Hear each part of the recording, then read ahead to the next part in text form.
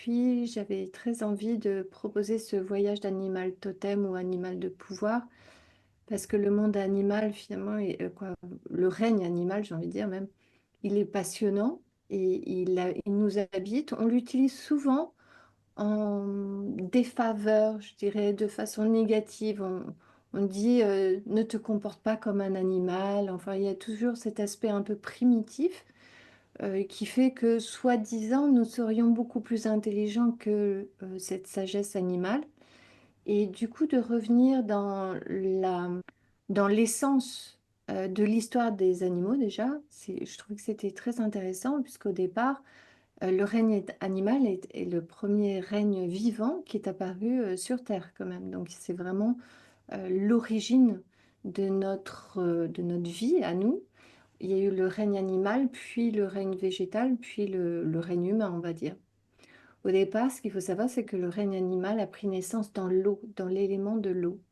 Tout comme nous prenons naissance dans l'eau également. Et au départ, il y a une cellule, une bactérie, on va dire, une bactérie. Donc on imagine dans ces grands étangs d'eau que la Terre offre, en fait, ça devient un immense laboratoire de transformation. Dans cette eau, il y a des eaux qui sont chaudes, il y a des eaux stagnantes, il y a des eaux qui sont froides, il y a des courants.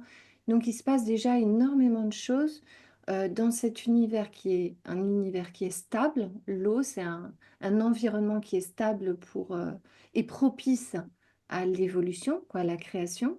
Et donc, imaginez qu'à cette époque-là, on parle de plus de 3 milliards d'années, euh, il y avait des éclairs. Les éclairs, qu'est-ce qu'ils font? Ces éclairs d'énergie vont provoquer des scissions dans les molécules, dans les cellules, et ça devient donc une alchimie qui se crée. Il va y avoir aussi les marées de la Lune qui vont provoquer des états modifiés. Donc, certaines cellules vont se retrouver parfois dans l'eau, puis dans la terre, puis dans l'eau, puis dans la terre. Donc, elles évoluent en fait. Elles sont en train de vivre.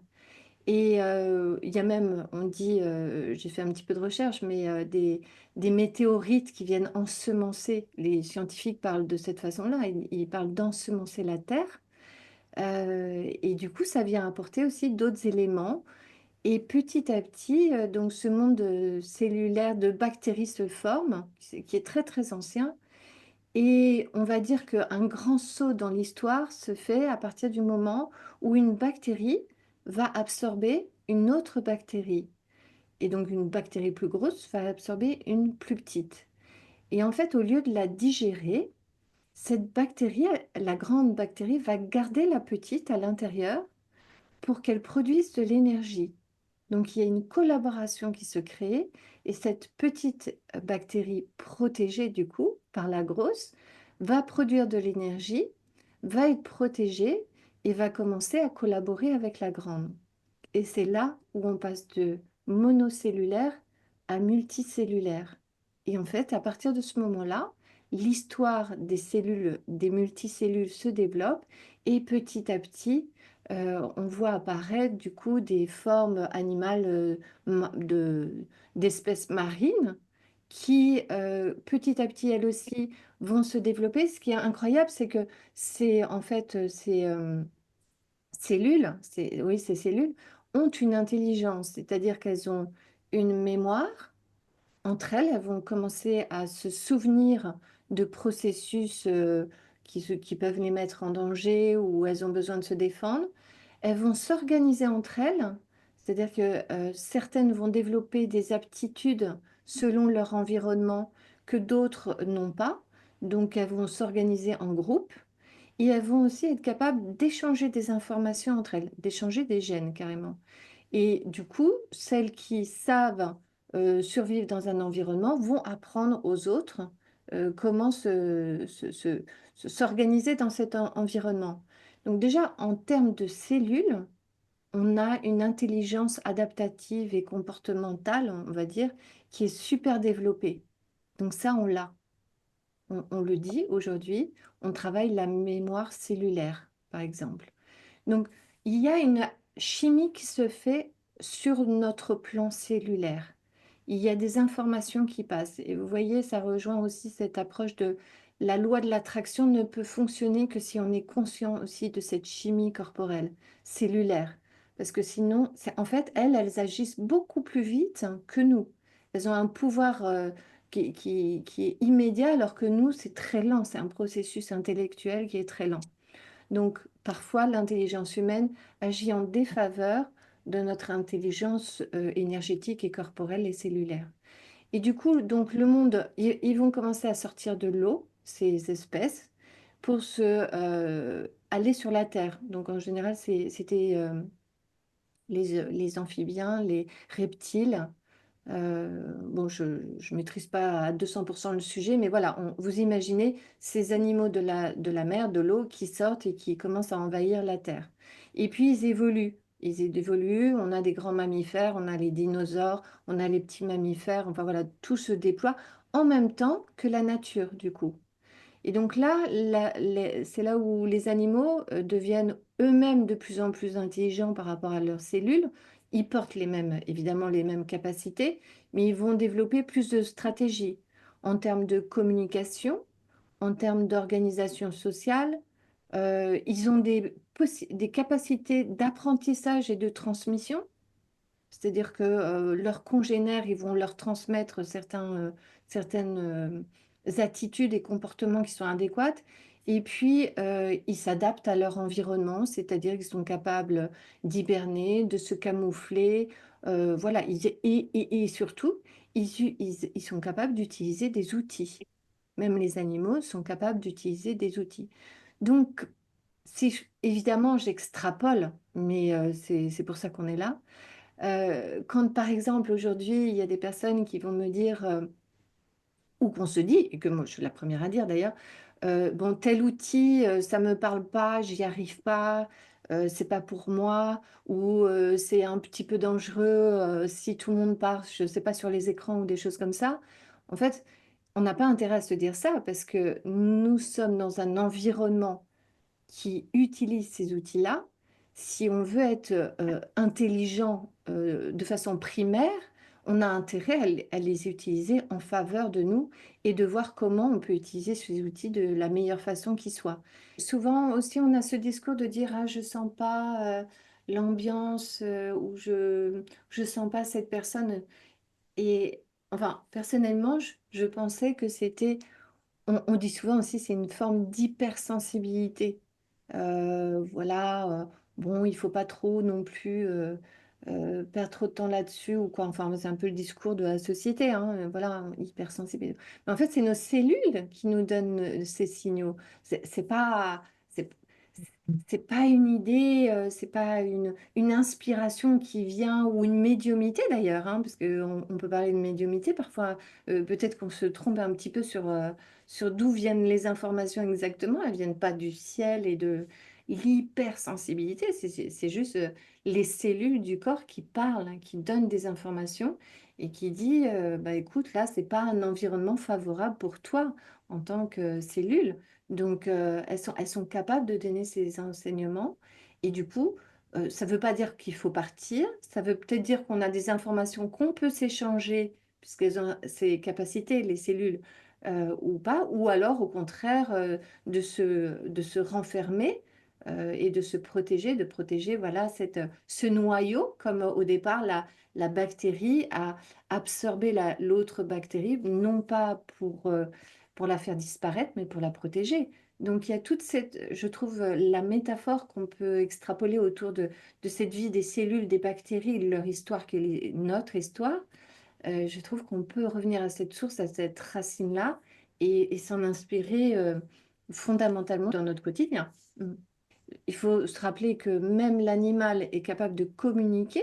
Donc pourquoi nous avons-nous parfois ce discours de dire c'est compliqué pour moi de communiquer, de me rendre visible? Vous voyez, tous ces discours qu'on peut avoir qui, en fin de compte, ne sont pas dans notre nature.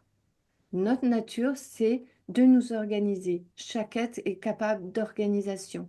Chaque être est capable de communication, de transmission, de mémoire. et du coup d'utilisation d'outils aussi. Donc, je trouve que c'est intéressant d'aller explorer ce règne animal pour que justement on revienne un petit peu à l'origine de nos capacités, de nos mémoires des ancêtres aussi, l'histoire de la Terre, de qui on est en termes d'humain, euh, au-delà de croire qu'on a une intelligence qui dépasse l'intelligence animale, ça dépend ce qu'on en fait finalement. Parfois, on se retrouve à régresser sans même s'en rendre compte bien à- bien en dessous même des capacités cellulaires qu'on pourrait avoir. Il faut savoir qu'aujourd'hui, il y a 9 millions d'espèces d'animaux, ce qui est considérable. Pour ça que je disais, c'est intéressant d'aller voir. Je crois que dans les animaux, comme ami, ils comptent les insectes, évidemment. Mais c'est intéressant d'aller explorer un petit peu le règne animal de temps à autre parce qu'on n'a aucune idée finalement de la diversité des animaux qu'il peut y avoir. Alors, dans ce voyage, moi, ce qui m'intéresse justement, c'est, OK, d'aller le rencontrer et aller du coup, aller voir, aller lui demander à cet animal quelles sont ses capacités spécifiques en termes justement de mémoire, de communication, d'utilisation d'outils, de comportement, dans quel environnement il est. Qu'est-ce qu'il vient de dire, tu vois, pour que l'intention, bien sûr, c'est de se dire, moi aujourd'hui, je me retrouve là, je suis un petit peu perdue, c'est comme si j'étais à un carrefour, je suis pas trop sûre, il y a des challenges, j'y vois pas clair. L'animal va vous dire dans quel type d'environnement c'est judicieux de vous construire votre univers. Alors, je dis pas attention, pas de quiproquo, je dis pas que par exemple si vous êtes dans un environnement familial et que vous vous retrouvez, je sais pas, avec l'animal de l'ours, ça ne veut pas dire que vous devez partir en hibernation, bien sûr, physiquement. Par contre, psychiquement, de vous mettre dans un état d'hibernation, par exemple, serait ingénieux. Cela dit, encore une fois, observez aussi ce qui se passe en termes de nature autour de lui, puisque la nature vous dira, par exemple, pour un ours, est-ce que c'est l'hiver ou est-ce que c'est l'été? Donc ça aussi, c'est important. Dans quel type de luminosité aussi il est? Sous quel aspect il se présente? Parce que on n'a pas forcément tout l'animal qui arrive comme ça euh, d'un bloc. Parfois, il arrive derrière nous, où on voit que ses yeux, où on voit que le pelage. Donc, prenez vraiment ces informations comme des messages exacts et précis qui vous donnent donc des indications ultra importantes pour vous dans votre quotidien. Moi, j'aime bien qu'on pose toujours une intention, c'est-à-dire qu'au départ, tu as dit, voilà, je suis dans cet état où je sens que quand je fais ma to-do list ou je pose une action, je n'y vois pas très clair. Pourquoi ne pas aller à la rencontre de ce point d'avenir, tu vois, et de poser une intention en disant, bah, j'aimerais bien savoir finalement qu'est-ce qui se cache derrière ce flou pour le moment. Ensuite, une fois que ça a été questionné, il faudra finir par quelle est la chose que je dois commencer à faire à partir de maintenant. Alors, ça peut être tu peux énumérer faire, comprendre, intégrer, du coup, changer aussi, arrêter de faire, de penser, pointer. Bon, ça appartient à chacun vraiment, encore une fois, mais euh, lui demander qu'est-ce qui en fait me bloque le plus. Parce que parfois on croit, on a des a priori, on se dit ah, ça peut être ça et tout. Je devrais débloquer le plus rapidement possible qui permettrait du coup que je fasse plus fluidement et tout ça. Et lui demander évidemment de débloquer, lui, s'il est capable de le faire tout de suite. Les réponses, elles vont apparaître comme des signaux, encore une fois, juste pour revenir dessus, sous la forme de cet animal, dans sa symbolique évidemment, mais les informations qu'il a envie de vous donner. Donc si c'est son pelage, la couleur, la douceur ou le poil court ou pas de poil, si c'est un reptilien, qu'est-ce que ça veut dire en fait? On verra après, on aura tout le temps après d'interpréter, mais vous récoltez, en fait, c'est la cueillette d'informations et sans a priori, bien sûr, vous le laissez vous montrer tout ce qu'il a à vous dire. Alors, ce que je vais vous proposer là, c'est que moi, je vais vous guider jusqu'à l'animal, que vous serez connecté à l'animal. Euh, je vais vous donner un temps où je jouerai du tambour. Et dans ce temps-là, c'est justement ce moment où vous allez poser toutes ces questions avec votre animal. Et vous pouvez faire de l'écriture automatique, c'est-à-dire vous prenez une feuille, même pas besoin de regarder, vous écrivez des mots-clés ou quoi, mais vous continuez dans cet état modifié de conscience.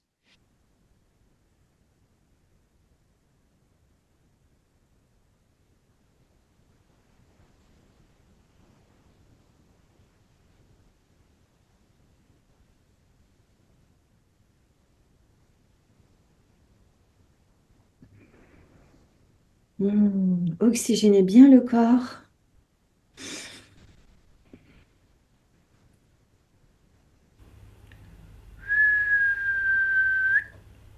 J'appelle le grand serpent à venir ramper ici et nous guider, nous protéger dans cet espace sacré. J'appelle la grande jaguar à venir tracer son territoire autour de vous, autour de cet espace sacré. Lumière du serpent, obscurité de la jaguar.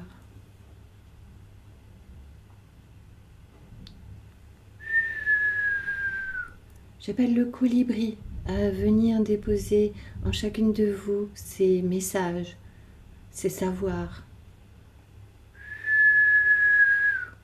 J'appelle le grand aigle, le condor à Pouchine, à venir planer, descendre, se poser, s'incarner dans votre corps et vous permettre de voir clairement, d'intégrer clairement les messages que vous allez recevoir.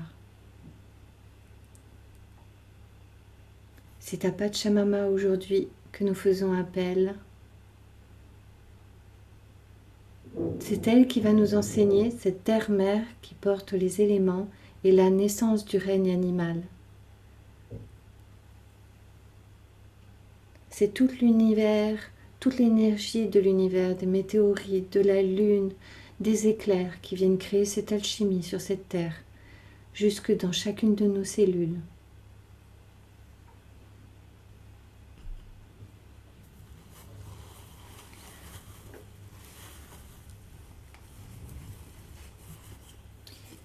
Imaginez que je dépose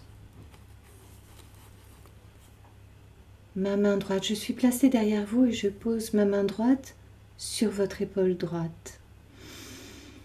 Imaginez la chaleur. Puis doucement, je vais poser ma main gauche sur votre épaule gauche. Je suis derrière vous et vous sentez que la pression est égale à droite et à gauche.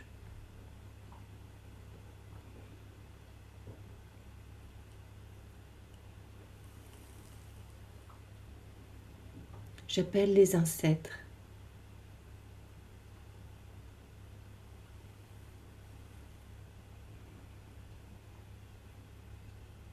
Et j'ouvre la Viracocha juste au-dessus de vos têtes.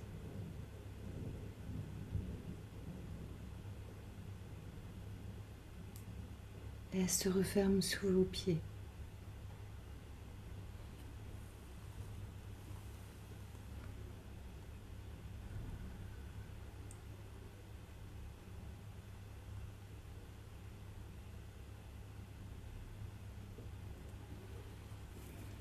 Posez une main sur le cœur, une main sur le nombril, juste au-dessus du nombril. Vous sentez les battements de vos cœurs sous votre main.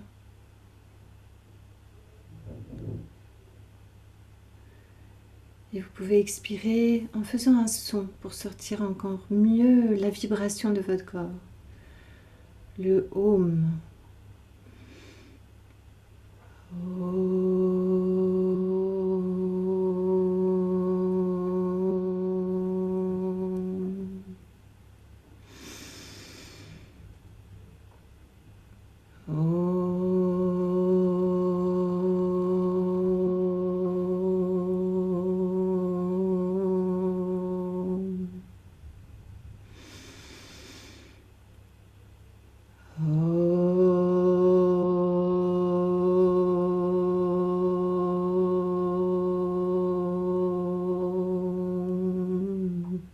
Imaginez que devant vous se dresse un grand arbre.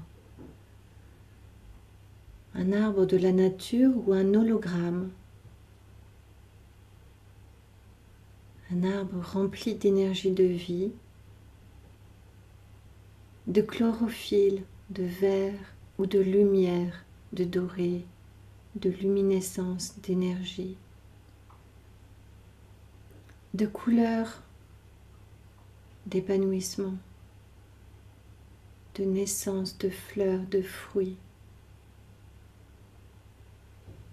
Vous étirez les branches de cet arbre de part et d'autre, à l'horizontale et à la verticale. Vous étirez ces branches jusqu'au ciel, jusqu'aux étoiles, à la lune. Et vous étirez ces racines jusqu'au cœur de la mer Pachamama, dans les entrailles. Vous devenez cet arbre, vous êtes cet arbre.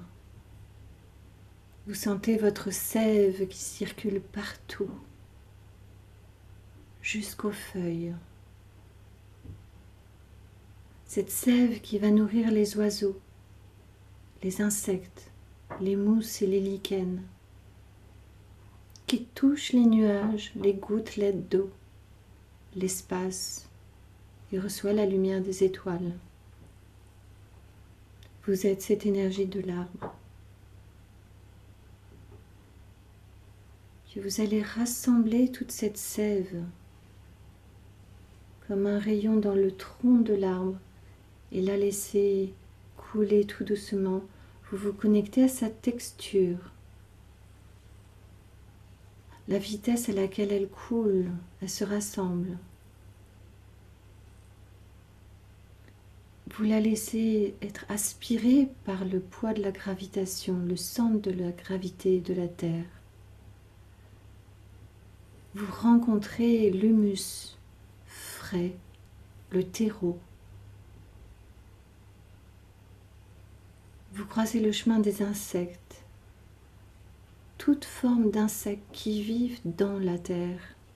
Et vous commencez à creuser votre lit, le chemin. Et vous vous enterrez de plus en plus. Vous rencontrez le règne des minéraux. Vous sentez leur texture froide, leur couleur plus fade. Et vous ressentez cette gratitude de cette force des minéraux. Vous continuez à descendre, à traverser, à vous faufiler à travers les couches et les strates. Du calcium, du manganèse, de tous ces minéraux qui sont dans nos corps et qui sont là en abondance, dans leur forme pure. Et vous descendez encore plus dans le cœur de Pachamama, comme si vous remontiez le temps de la création de notre planète, de notre histoire, de nos mémoires. Vous traversez le monde de l'eau, le grand laboratoire, cette eau pure des millénaires passés. Comment la sentez-vous? Que se passe-t-il dans cette eau? Votre sève devient cellule, une cellule d'or, d'énergie pure. Vous imaginez que vous recevez l'électricité d'un éclair céleste. Vous imaginez recevoir et accueillir les météorites qui viennent ensemencer votre cellule. et vous la laissez couler jusqu'à arriver dans ce grand étang, dans le monde d'en bas, le monde de Huascar. Vous laissez reposer cette cellule. Elle est dans un élément stable, elle flotte. Et vous sentez que la lune provoque des mouvements d'aller et de venue et qu'elle se laisse porter, bercer jusqu'à la rive. Observez le décor autour de vous, la lumière, le soleil. Imaginez que cette cellule est seule, isolée, à la naissance du monde.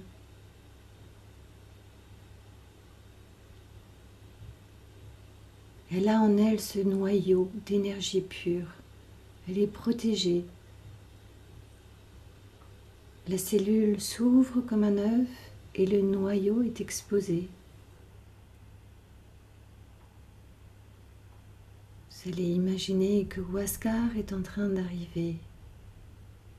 Celui qui protège ce noyau, un grand être céleste, universel.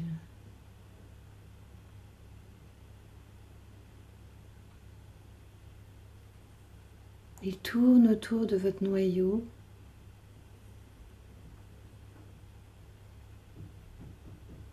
Il protège cet espace du maintenant dans votre réalité d'aujourd'hui, comme s'il y faisait une lecture ouverte de qui vous êtes aujourd'hui, vos problématiques, vos freins, votre humanité, vos vulnérabilités. Il ouvre le grand livre de votre cœur, de vos conditionnements. Il voit tout. Puis vous le laissez s'éloigner doucement. Et vous restez là. Vous attendez parce qu'un animal va arriver. Une espèce du règne animal va venir à votre rencontre. Flairez votre noyau, observez. Que se passe-t-il ?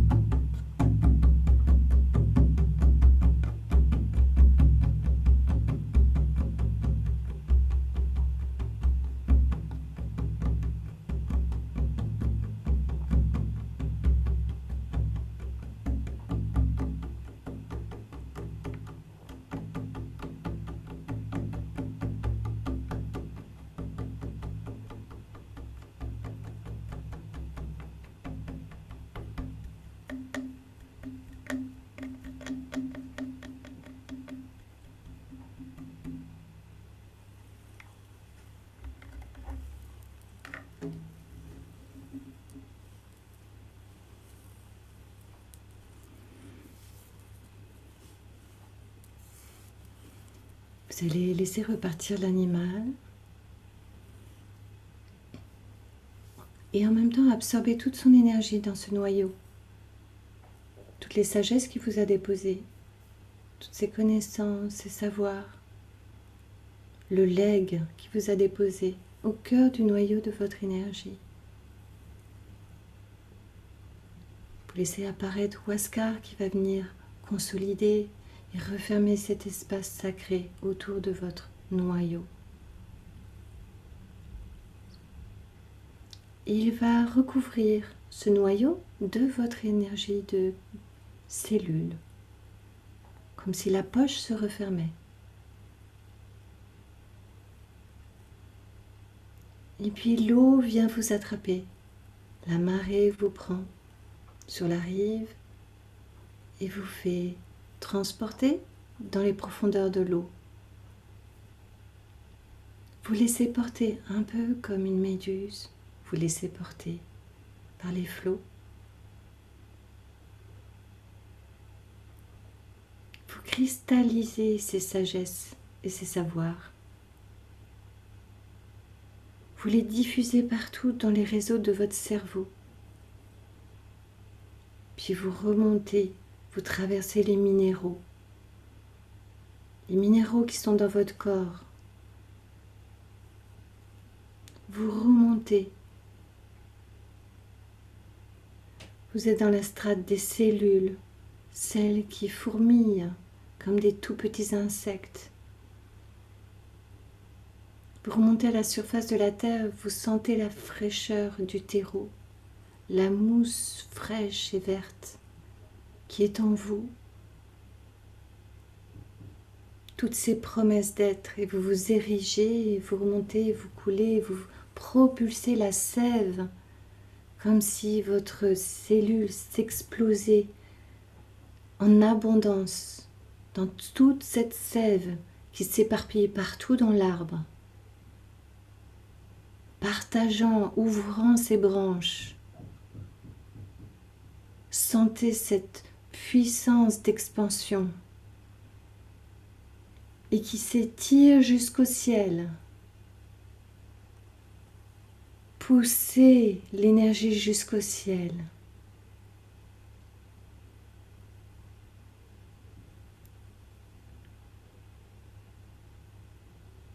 Puis comme un éclair, vous absorbez toute cette énergie jusque dans votre cœur. Là, ici est présent. Et vous touchez votre cœur.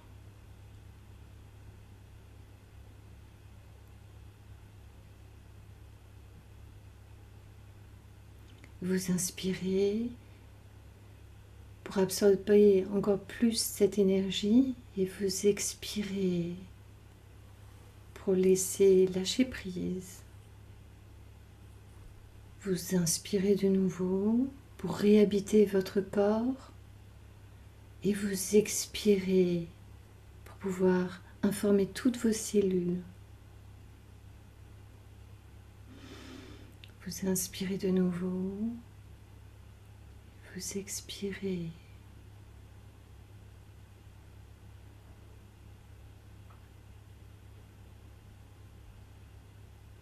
Puis vous allez noter tout ce que vous avez reçu comme message et compréhension, émotion, énergie.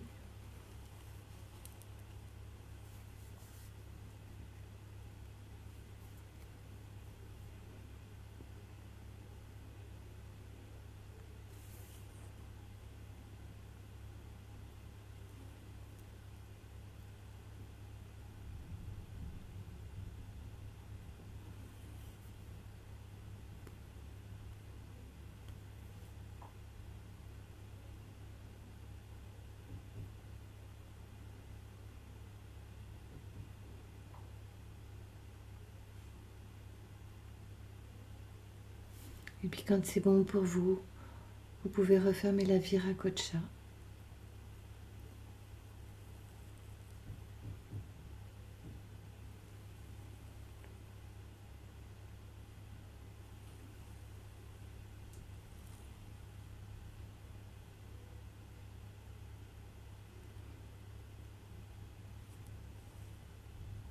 Ah, oh.